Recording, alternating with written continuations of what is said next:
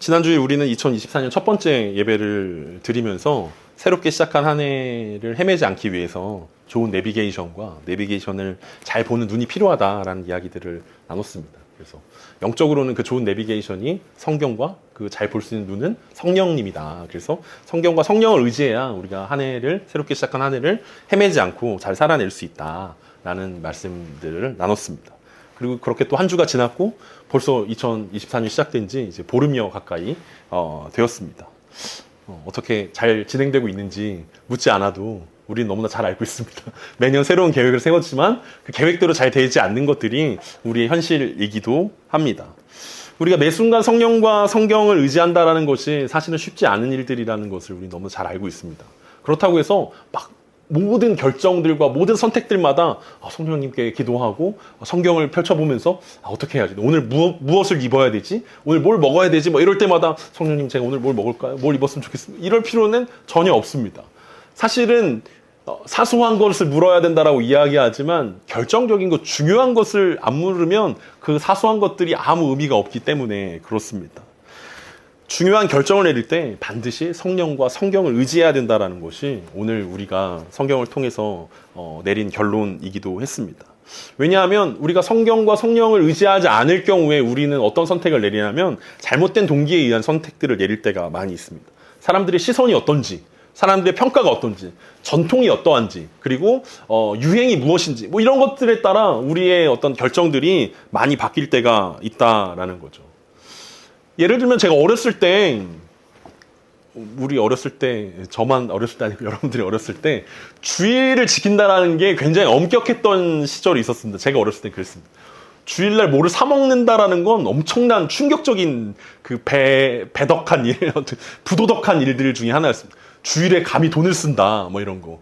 교회에서 밥도 주는데, 근데 여러분 알다시피 우리 어렸을 때 교회 밥이 그렇게 맛이 있진 않지 않습니까? 그래서, 근데 우리는 새로운 걸 먹고 싶고, 떡볶이를 먹고 싶고, 뭐 밖에서 먹고 싶어서 이제 선생님을 꼬셔가지고 선생님한테 좀 사달라고 그래가지고 밖에 나가서 이제 먹지 않습니까? 그러면 이제 막 어른들의 불호령이 막, 어떻게 주일날, 신성한 주일날 밖에 가서 돈을 쓰고 막 사 먹을 수 있냐?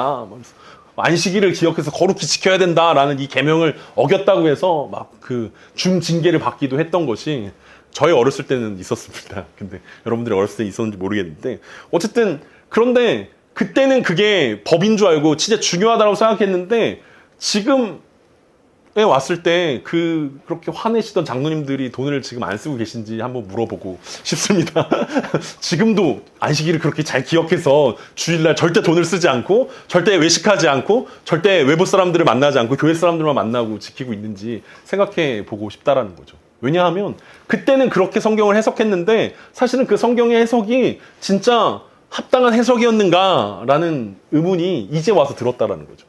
지금 아무도 안 지키고 있는데 그 법을, 그 율법을 아무도 안 지키고 있는데. 그래서 그때는 막 제가 어렸을 때는 주일 저녁 예배까지 안 드리면 굉장히 주일을 성수하지 못하는 개념으로 하루 종일 교회에서 있다가 주일 저녁까지 예배를 드리고 집에 돌아가야 제대로 주일 성수를 했다라고 느껴지던 때였는데 그때는 그게 맞았는데 지금은 아니라고 이야기하면 도대체 어디에 근거해서 그런 결정을 내렸는지 성령님께서 새롭게 말씀해 주셨는지 아니면 성경을 새롭게 해석하게 되었는지 그때 그렇게 가르쳤던 것들에 대해서 아무도 사과하지 않고 있는 우리 현실을 보면서 제가 대신 사과하겠습니다. 그때는 우리가 성경을 그렇게 해석했었는데 지금은 다르게 해석하고 있습니다. 라고 안식일을 거룩히 지킨다라는 것들에 대해서 다른 의미로 받아들이고 있다라는 것들을 우리는 생각해 볼 수 있다라는 거죠.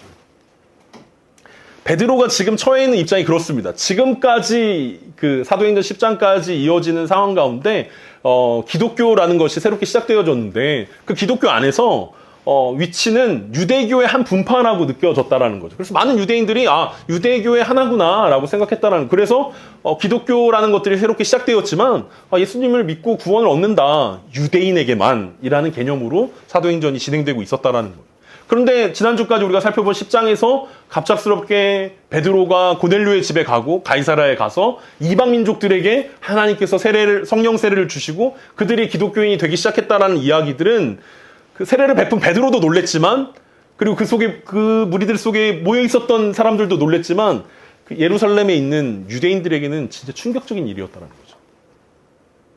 하나님이 유대인의 하나님인 줄 알았는데 하나님이 유대인을 구원하기 위해서 메시아를 보내주셨는 줄 알았는데 하나님 유대인들을 위해서만 예수님을 이 땅에 보내주셨다고 생각했고 성령님을 보내주셨다고 생각했는데 이방인족들에게까지 이런 일들이 일어난다?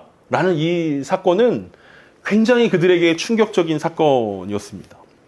그래서 그 새로움에 대한 저항이 일어났다는 거죠. 베드로는 새로운 사실들을 받아들였고 그것의 주인공이었는데 그 돌아온 베드로를 향해서 어떻게 그런 일들이 일어날 수 있냐라는 이야기를 듣게 되었다는 것입니다. 그래서 11장에서도 이 똑같은 고넬료의 이야기가 다시 한번 반복되어집니다. 왜 그렇습니까? 중요하기 때문에 그렇습니다. 사도행전에서는 고넬료가 이 회심하게 되었다라는 이야기가 10장과 11장 두 번 반복돼서 이야기하고 있고 또 중요한 이슈가 뭐냐면 사도 바울이 회심하게 된 이야기. 그래서 그것은 사도 바울이 회심하게 된 이야기는 세 번 반복해서 우리 가운데 소개되고 있습니다. 그만큼 중요한 이야기라는 사실들을 기억하면서 오늘 말씀을 봐야 될 것입니다. 같은 이야기가 반복되는 것처럼 느껴질 수 있지만 이제 새로운 시각을 갖게 된 베드로가 예루살렘에 돌아왔을 때 일어난 일이 어떤 일이었는지 그리고 그것을 회상하면서 예루살렘에 있는 형제들에게 보고하는 장면들을 통해서 새로워진 베드로를 새롭지 못하도록 방해하는 사람들과 또 그에 대한 베드로의 대응이 어떠한지를 살펴보면 이제 둘째 주일 예배를 드리면서 우리의 2024년을 새롭게 하지 못하도록 방해하는 것들은 과연 뭔가 그리고 그 방해들을 어떻게 이겨낼 수 있고 우리가 어떻게 대응해야 될 것인가 라는 영적인 교훈들로 우리 가운데 채워가는 시간 될 수 있었으면 좋겠습니다. 오늘 본문 1절입니다. 유대에 있는 사도들과 형제들이 이방인들도 하나님의 말씀을 받았다 함을 들었더니 유대에 있는 사도들과 형제들에게 베드로의 소식이 들려졌습니다. 스데반의 순교와 함께 시작된 예루살렘의 큰 박해는 예루살렘 교회를 온 유대 지역으로 흩어지게 하였습니다. 그 다음에 어떤 일이 일어나냐면 그 베드로가 사마리아 지역에 가서 빌립이 전도했던 그 사마리아에 있는 사람들을 다시 세례를 주고 그곳에 성령 세례가 나타나는 사건들을 경험하고 그 사마리아 지역을 돌면서 전도했던 사건들이 우리가 살펴봤던 그간의 사도행전의 내용 아니었습니까? 그래서 예루살렘에만 모여있던 사도들이 이제 온 유대 지역으로 흩어지게 되었다라는 거죠. 그 얘기가 유대에 있는 사도들과 형제들이라는 이야기로 누가가 기록하고 있습니다. 흩어져 있지만 예수님의 수제자면서 사도들의 대변자로서의 베드로의 소식은 온 유대에 실시간으로 전달되어지고 있었을 것입니다. 얼마 전에 베드로가 애니아라는 중풍병자를 고쳤다에 라는 이야기가 막 사람들한테 펼쳐졌을 것입니다. 야, 요빠에서 다비다라는 여제자를 죽었는데 베드로가 살렸대 라는 이야기들이 온 유대 지역의 형제들과 사도들에게 막 순식간에 전파되었을 것입니다. 흩어져 있는 교회는 베드로의 사역을 위해서 기도했을 것이고 전해오는 소식에 환호했을 것입니다. 베드로가 중풍병자도 고치고 죽은 사람도 살리면서 예수님의 이름이 막 온 유대와 사마리아에 막 펼쳐지게 되는 사건들을 보면서 야, 베드로가 정말 사역을 잘하는구나. 베드로 역시 대단해 라고 이야기하면서 사람들이 응원도 했을 것이고 기도도 했을 것이고 환호했을 것입니다. 그 베드로를 통해서 일어나고 있는 엄청난 일들은 박해받고 있는 이 사람들에게 큰 힘과 위로가 되었을 것입니다. 베드로가 가이사랴에 가기 전까지는 말입니다. 근데 문제는 어찌된 영문인지 베드로가 갑자기 가이사랴로 이동했다는 얘기입니다. 요바에서 죽은 다비다를 살린 이후에 갑작스럽게 베드로가 가이사랴로 이동하였습니다. 그리고 거기서 이방인 고넬료의 집에 들어가서 그들과 함께 지내면서 그들에게 하나님의 말씀이 선포되었고 그들이 세례를 받고 성령을 받았다라는 소식이 유대인들에게 전달되었던 것입니다. 여기서 우리는 성령을 받았다는 말과 하나님 말씀을 받았다는 말이 같은 의미로 사용되어지고 있다는 것을 기억해야 할 것입니다. 그러니까 우리가 하나님의 말씀을 받습니다라고 이야기할 때 그냥 글자를 받았다라는 것이 아니라 성령 하나님의 역사를 받아들였다라고 이해할 수 있다는 거죠. 어찌된 영문인지 멀리 떨어져 있는 사도들과 형제들은 그것이 왜 그런 상황 가운데 베드로가 그런 사역을 했고 이방인의 집에 왜 들어가게 됐고 고넬료를 왜 만나게 됐고 왜 세례를 베풀었는지 잘 모를 수 있습니다. 멀리 떨어져 있기 때문에 소문으로만 들었기 때문에 그게 궁금할 수 있습니다. 일단 전해지는 소식이 그러했습니다. 아주 충격적인 일이었지만 베드로의 설명이 필요한 부분이었기 때문에 많은 사람들이 베드로가 돌아오면 물어보자라고 생각했을 것입니다. 또 어떤 사람들은 베드로가 배신을 했다. 베드로가 변절자다라고 확정짓고 얘기하는 사람들도 있었을 것입니다. 또 어떤 사람들은 아직 반반이야. 베드로가 진짜 배신을 했는지 안 했는지는 와서 들어봐야 돼라고 반신반의하는 사람들도 있었을 것입니다. 그러니까 무한히 신뢰하는 사람, 야 우리 베드로인데라고 무한히 신뢰하는 사람들과 약간 이상한데 베드로가 왜 이방인들의 집에 들어갔지? 라고 의심하는 사람들, 그리고 완전히 변절자라고 생각하는 이 세 부류의 사람들로 나뉘어졌다라는 거죠.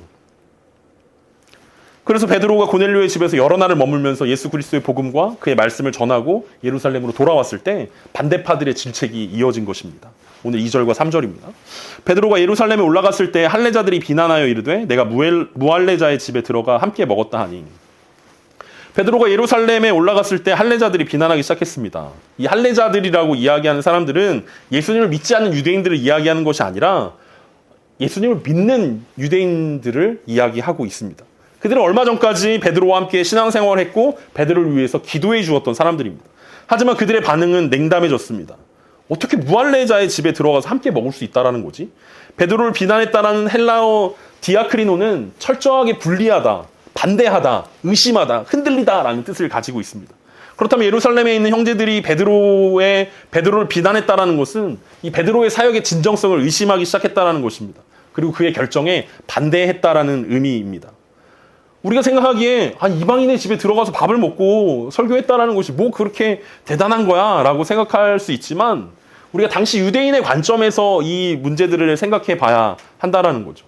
이 유대인들의 관점에서 어떤 생각이 들었냐면 우리가 아까 시편 공부하면서도 이야기했지만 이스라엘 백성들이 바벨론으로 포로로 끌려가지 않았습니까? 그리고 70년 뒤에 다시 귀환해서 다시 성전을 짓고 그렇게 이어지는 그 식민 생활들을 하면서 그들이 내린 결론은 뭐냐면 왜 이스라엘이 망하게 되었는가? 왜 하나님의 백성인 유대인들이 왜 우리가 포로로 끌려가고 왔다 갔다 하게 되고 이방 민족들이 우리 와가지고 이렇게 힘들게 되었는가라고 했을 때 내린 결론이 우리가 하나님의 율법을 제대로 지키지 않았기 때문이다. 우리가 이방신들을 섬겼기 때문이고 이방신을 믿는 사람들과 결혼했기 때문이고 이방의 문화와 그 전통들을 받아들였기 때문에 하나님이 우리를 치셨고 우리가 멸망하게 됐고 우리가 포로로 끌려갔다 온 거 아니냐. 그러니까 우리가 율법을 잘 지켜야 된다. 왜냐하면 율법은 하나님 모세를 통해서 우리 가운데 수천 년 전에 주셨던 말씀이고 그 말씀을 지키지 않았기 때문에 하나님이 심판하신 것이다 라고 결론을 내렸다라는 거죠. 그런 맥락 가운데서 지금 베드로의 행동을 보면 베드로는 모세를 뛰어넘는 행동이라는 거죠.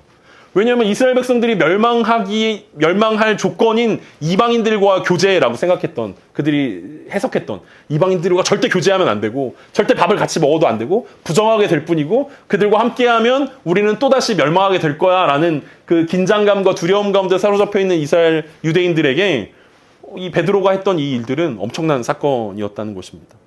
하나님의 말씀을 철저하게 지키지 않아서 내린 형벌인데 베드로가 그 말씀을 대놓고 어겼다라는 거죠. 그것이 이스라엘을 회복하는 유일한 길이라고 생각했는데 베드로가 그 길을 지도자로 대표적인 베드로가 그 길들을 망가뜨렸다라고 생각했다라는 거죠. 베드로가 복음을 전한 집은 심지어 로마 사람 중에서도 이스라엘을 직접적으로 압제하고 있는 군인이었습니다. 그러니까 이방인인 것도 화가 나는데 이스라엘을 압제하고 있는 군인의 집에 가서 군인들에게 복음을 전했다라는 사실들이 이 유대인들의 입장에서는 너무 화가 나는 일들이었다라는 거죠. 그러니까 그들이 생각하기에는 베드로가 거의 나라를 팔아넘긴 급의 그 행동을 한 것입니다. 우리가 생각하는데 가서 설교할 수도 있지, 밥도 같이 먹을 수 있지 그렇게 생각하지만 그들이 느끼는 느낌은 달랐다라는 것입니다. 아마 베드로를 비난하는 데 적극적이었던 사람들은 그런 바리새파적인 배경들을 가지고 있는 사람들이었을 것입니다. 바리새인들은 더 특별하게 율법을 더 열심히 잘 지켜야 된다라고 생각하는 사람들이었기 때문에 예수님 당시에도 굉장히 논쟁이 많이 일어났던 그런 부류 아니었습니까? 그래서 베드로를 향해서 우리가 수천 년 동안 지켜온 하나님의 말씀과 율법을 헌식장처럼 버렸다라고 얘기했던 것입니다. 아니 베드로 네가 뭔데 모세보다 뛰어나다라고 이야기하는 거냐. 우리 모세로부터 하나님께서 직접 주신 십계명에 대한 해석들인데 마치 제가 설교 시작하면서 얘기했던 주의를 어떻게 안 지킬 수 있냐. 뭘 사먹고 다른 사람들을 만나고 교회 안에서 안 보내고 어떻게 이런 일들을 할 수 있냐. 이건 정말 하나님의 이 십계명을 철저하게 부인하는 거야 라고 사람들이 지적했던 것처럼 베드로를 향해 그런 분노와 어떤 그런 비난이 계속해서 쏟아지고 있었다는 것입니다. 아니 아무리 네가 베드로지만 사람 좀 고쳐봤다고 모세보다 뛰어나다고 생각하는 거야? 초심을 잃었네. 막 이렇게 사람들이 이렇게 비난하지 않겠습니까? 야 사람 살림는 사람은 다른가 봐. 막 이러면서 이제 율법이랑 상관없나 봐. 말씀 위에 있나 봐. 막 이렇게 사람들이 비난하기 시작했다는 거죠. 사람 그렇게 안 봤는데 참 변했네 라고 말했다라는 것입니다. 이 얘기를 듣는 베드로는 어떻겠습니까? 이 새로운 유대교에서 기독교로 넘어가는 이 전환기적인 이 코페르니쿠스적인 이 사건을 경험했던 이 베드로에게 사람들이 이렇게 비난하기 시작했다는 거죠. 도대체 네가 뭐냐? 뭔데 네가 우리의 율법을 함부로 하냐? 하나님은 유대인의 하나님이다라고 이제 주장하는 사람들에게 새로운 마음으로 돌아온 이 베드로에게 이 새 소식을 전해줄 마음에 들뜨고 기대했던 베드로에게 이런 비난이 다가왔을 때 베드로도 굉장히 충격적이었을 것입니다. 아마 우리였으면 이렇게 얘기하지 않았겠습니까? 아니 아무리 그래도 이렇게 인격적으로 비난하는 건 말이 안 되지. 옳은 태도가 아니지라고 베드로가 이야기하지 않았겠습니까? 혹은 야 나 베드로야 왜 이래 나 베드로야 라고 얘기하면서 나 자신의 지위를 이용해서 나 예수님 수제자야.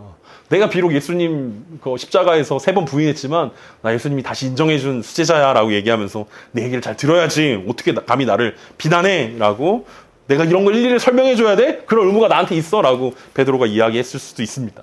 우리 생각에 그렇다라는 거죠. 베드로는 그렇게 하지 않았다는 것입니다. 힘들게 사역하고 돌아온 사람들을 위로해주진 못할 망정 그 사역이 잘했냐 잘못했냐 우리 평가를 해보자 라고 이야기하는 것들에 베드로의 마음이 더욱더 무너져 내릴 수도 있었을 것입니다. 무엇보다도 그런 말을 하는 사람들이 베드로랑 되게 가까운 사람들이었다는 게 충격이었을 것입니다. 같이 예배드리고 같이 기도하고 같이 파송받고 막 후원하고 응원해줬던 사람들이 도리어서 이제 야 우리가 요빠까지는 응원했는데 가이사랴 사역은 아니지라고 이야기하는 이 사람들이 가까웠던 사람들이었기 때문에 더 베드로의 마음을 낙심하게 만들었을 것입니다. 어쩌면 2024년 새로운 삶들을 시작했던 우리를 낙심하게 만드는 것은 어쩌면 아주 가까운 사람들일 것입니다. 바로 옆에 있는 사람들일 것입니다. 내일부터 해 뭐 이렇게 얘기하는 오늘부터 다이어트 하려고 하면 오늘 먹고 내일부터 하자라고 이야기하는 아주 가까운 사람들이 우리의 계획과 우리의 결심들을 무너뜨리기도 합니다. 야 네가 뭔데 그래 그냥 에휴 대충 살아 뭘 갑자기 기도하겠다고? 에휴 원래 하던 대로 해 라고 사람들이 또 비난하기도 하고 우리를 유혹하기도 합니다. 야 나중에 혼자 있을 때 하면 되잖아 라고 우리를 유혹하기도 합니다. 영화 보고 하자 우리 오늘은 회식하고 하자 라고 가까운 사람들이 가장 신뢰하는 사람들이 비난하기도 하고 우리를 유혹하기도 할 것입니다. 어쩌면 나 자신이 그런 방해물이 될 수도 있습니다. 막 새로운 마음이 막 시작되어가지고 올해는 진짜 하나님과 동행해야지 나 주님을 기쁘시게 해야지라고 시작하면서 살았는데 스스로 질책하고 자책하면서 스스로를 비난하고 정죄하는 그래서 우리를 더 지치게 하고 힘들게 하는 모습이 주변 사람들에게 있을 수도 있고 신뢰하는 사람들에게 있을 수도 있고 또 나 스스로에게 있을 수도 있다는 것입니다. 만약 베드로와 같은 상황이 우리에게 일어난다면 이런 상황에서 우리는 어떻게 반응해야 하겠습니까? 우리의 답은 이런 거일 것입니다. 안 해. 그래, 알았어, 안 해. 내가 더럽고 치사해서 나 이방인들하고는 절대 말도 안 할 거야. 내가 거기 쳐다보지도 않을 거야. 막 이렇게 얘기하지 않았겠습니까? 내가 다시는 이방에 사역하러 가나 너네는 얼마나 사역 잘하나 내가 두고 본다. 지켜볼 거야. 나 삐졌어. 막 이렇게 교회 안에서 이렇게 반응하는 분들 많이 있습니다. 화를 내거나 삐지지 않고 자신에게 그리고 이방인의 동네에 어떤 일들이 있었는지 베드로는 조근조근 설명하기 시작했습니다. 우리 같았으면 참 한참 삐져가지고 한 1년은 말 안 하고 이 사람 예배 같이 안 드릴 거야. 나 교회 떠날 거야. 나 저쪽 사마리아 가서 나 환영해주는 사마리아 가서 살아야지. 막 이렇게 했을 텐데 베드로는 그 방해하는 새로운 사역들을 방해하는 사람들을 향하여서 조근조근하게 어떤 일이 일어났는지 차례대로 설명하기 시작합니다. 먼저 4절부터 6절입니다. 베드로가 그들에게 이 일을 차례로 설명하여 이르되 내가 욥바시에서 기도할 때 황홀한 중에 환상을 보니 큰 보자기 같은 그릇이 내 귀에 매어 하늘로부터 내려 내 앞에까지 드리워지거늘 이것을 주목하여 보니 땅에 네발가진 것과 들짐승과 기는 것과 공중에 나는 것들이 보이더라. 새로워진 베드로를 새롭지 못하게 방해하는 동역자들을 향하여서 베드로는 천천히 차례대로 순서대로 설명하기 시작합니다. 그래서 10장의 내용이 다시 반복되어지는 것처럼 우리 가운데 느껴집니다. 10장에서는 사도행전 10장에서 누가의 관점으로 3인칭 시점으로 그 이야기를 풀어냈다면 오늘 보고 있는 11장에서는 베드로의 관점으로 1인칭 이야기로 우리 가운데 설명하고 있습니다. 그러니까 베드로 자신이 느꼈던 감정들을 그대로 설명하고 있다는 거죠. 10장의 내용과 조금 다른 부분이 있다면 그때는 보자기와 같은 그릇이 땅에 내려왔다라고 설명했는데 베드로는 그것이 보자기와 같은 그릇이 자신의 바로 앞에까지 내려왔다라고 설명하고 있습니다. 그런데 내가 그걸 어떻게 안 볼 수 있냐라고 사람들에게 설명하고 있다라는 거죠. 자신의 바로 앞까지 큰 보자기 같은 그릇이 내 귀에 매어 내려왔을 때 베드로가 그것을 주목하여 보니 땅에 네발가진 것과 들짐승과 기는 것과 공중에 나는 것들이 보였다라고 고백하고 있습니다. 그러니까 베드로가 이 자신의 새로움을 그리고 새롭게 살려고 하는 이 베드로를 방해하는 사람들을 향하여서 첫 번째 변론을 한 게 뭐였냐면 내가 보았다라는 것입니다. 그러니까 누군가가 우리의 새로움을 내가 새롭게 살려고 하는데 나 스스로가 됐건 신뢰하는 사람이 됐건 주변의 상황과 환경이 됐건 우리가 변론할 수 있는 것들은 뭐냐면 내가 보았다라는 것입니다. 우리가 흔들리는 이유는 무엇입니까? 보지 않았기 때문 아닙니까? 제대로 보지 않았기 때문에 우리 막 흔들리게 된다는 거죠. 아, 내가 본 게 맞나? 내가 제대로 본 게 맞나? 이게 하나님 뜻이 맞나? 뭐 이런 흔들림 가운데 있다라는 거죠. 그러니까 사람들이 막 주변에서 압박하고 상황과 환경들이 잘 풀리지 않으면 아, 그래, 내가 잘못 본 거겠지. 그냥 안 해. 라고 우리는 결론을 내어버린다라는 거죠. 그런데 베드로는 달랐다라는 거죠. 베드로는 환상이 보여졌고 그것을 보지 않을 수 없을 정도로 아주 가까이에서 펼쳐졌습니다라고 설명합니다. 여기서 베드로가 내가 보았다라고 설명하면서 하나님께서 보여주신 환상에 대해서 설명합니다. 아주 가까이서 봤기 때문에 내가 잘못 본 것도 아니고 내가 꿈을 꾼 것도 아니고 진짜 하나님의 말씀이었습니다라는 거죠. 베드로가 자신의 사역의 근거로 조용히 설명하는 것은 자신도 그들의 반응을 이해하고 있다는 것입니다. 왜냐하면 베드로가 내가 하나님의 환상을 보기 전까지는 나도 여러분들과 똑같은 마음이었습니다. 나도 긴가민가 했습니다. 그런데 하나님께서 직접 보여주신 환상을 통해서 나는 달라졌습니다. 라고 설명하고 있습니다. 베드로는 환상을 보기 전까지 그리고 고넬료의 집에 가기 전까지 고넬료의 집에서 그들이 성령을 받기 전까지 지금 베드로를 비난하고 있는 유대인들과 똑같이 생각했기 때문입니다. 그렇습니다. 우리가 흔들리지 않기 위해서는 보는 것이 필요합니다. 베드로처럼 환상을 보는 것이 필요합니다. 꿈을 꾸셔야 됩니다. 뭐 이렇게 이야기할 수 있겠지만 베드로의 환상에 비유한다면 우리는 베드로가 하늘로부터 자기에게 직접 내려온 드리워진 그 보자기의 그릇을 봤다면 우리는 하늘로부터 우리에게 드리워진 성경 말씀을 읽어야 한다는 것입니다.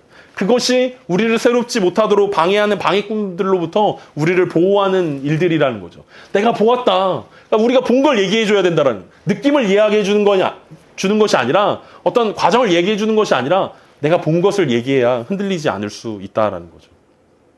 베드로는 환상을 본 이야기를 했습니다. 그렇다면 우리는 우리 가운데 하나님께서 이 성경 말씀을 통해서 어떤 말씀을 하셨는지를 보고 이야기해야 그 말들이 이해가 된다라는 거죠. 그러면서 베드로의 두 번째 변론이 이어집니다. 7절부터 10절입니다. 또 들으니 소리 있어 내게 이르되 베드로야 일어나 잡아 먹으라 하거늘 내가 이르되 주님 그럴 수 없나이다. 속되거나 깨끗하지 아니한 것은 결코 내 입에 들어간 일이 없나이다 하니 또 하늘로부터 두 번째 소리 있어 내게 이르되 하나님이 깨끗하게 하신 것을 내가 속되다고 하지 말라 하더라. 이런 일이 3번 있은 후에 모든 것이 다시 하늘로 끌려 올라가더라.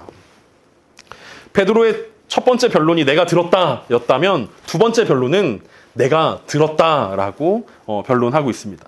일어나 잡아먹으라는 성령의 음성을 들었다라고 베드로가 고백하는 것입니다. 하나님이 깨끗하게 하신 것을 속되다라고 하지 말라는 음성을 들었습니다. 물론 베드로가 이 음성을 들었을 때는 이것이 정확히 무엇을 의미하는지는 잘 몰랐지만 베드로에게 말씀하시는 분이 성령 하나님이라는 사실들을 알고 있었고 성령님의 음성을 들었기 때문에 베드로가 이방인들에게 복음을 전했다라는 변론으로 이어지고 있습니다. 베드로에게 잡아먹으라고 말씀하신 성령님께서 베드로는 뭐라고 얘기합니까? 그럴 수 없습니다. 속되거나 깨끗하지 아니한 것은 결코 내 입에 들어간 적이 없습니다. 라고 대답합니다. 이게 베드로의 관점에서 얘기였다면 10장에서는 내가 결코 먹지 아니하였나이다. 라고 이야기합니다. 오늘 본문에서는 결코 내 입에 들어간 일이 없나이다. 라고 베드로가 이야기하는 것은 베드로가 자신을 비난하고 있는 사람들에게도 자신이 율법의 진심인 사람이었다고 부정한 음식은 절대로 한 번도 먹어본 적이 없는 내가 진짜 율법에 독실한 사람이다. 라고 얘기하고 있는 것입니다. 그럼에도 그런 결정을 내린 것은 성령님의 음성을 들었기 때문이다라고 설명하고 있는 것입니다. 우리는 언제 성령님의 음성을 듣습니까? 이렇게 질문하면 아마 대부분의 사람들은 우리는 매일 매순간 주님과 동행하고 있습니다 라고 말합니다. 그렇죠. 우리는 늘 주님과 동행하고 있습니다. 그리고 꼭 덧붙이는 말이 우리의 삶이 기도입니다 라고 삶이 기도입니다. 늘 주님을 생각하고 주님과 동행하고 있습니다 라고 이야기하면서 대부분 기도하지 않고 있다라는 말을 돌려서 그렇게 이야기합니다. 삶이 기도기 때문에 특별한 기도 시간은 그렇게 많이 필요하지 않습니다. 밥 먹을 때 3번이나 기도하고 있고 잠자기 전에 기도하고 있고 아침에 눈을 떴을 때 기도하고 있기 때문에 특별히 기도 시간이 필요하지 않습니다. 늘 주님과 동행합니다 라고 이야기합니다.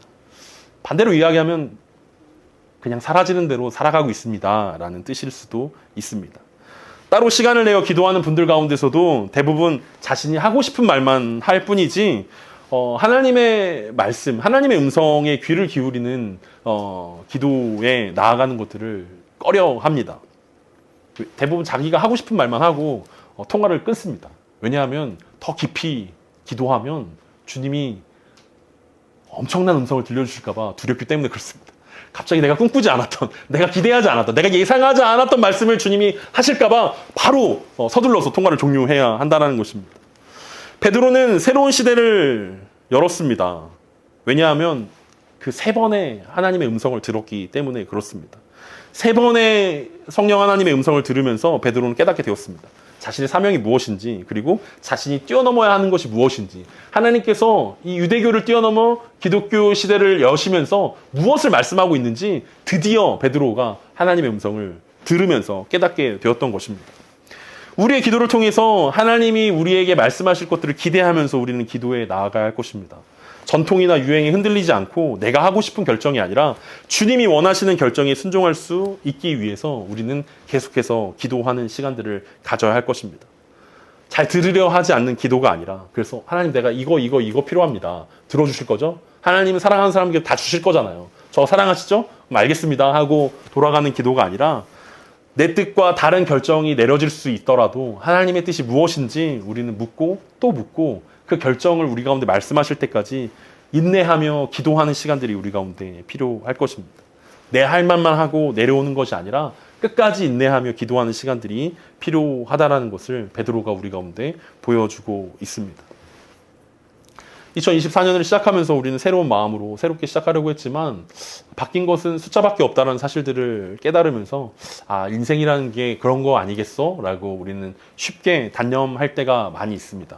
마치 기도의 자리 가운데서 하나님이 우리 가운데 뭔가를 말씀해 주신다는 것, 하나님의 뜻, 하나님의 마음을 뭔가 보여주신다는 것은 불가능한 일들이야 라고 포기해버리는 사람들의 마음처럼 그냥 온 한 해 그냥 무탈하게 소소하게 행복 가운데 그냥 이렇게 지나갔으면 좋겠네 라고 우리는 생각할 때가 많이 있습니다.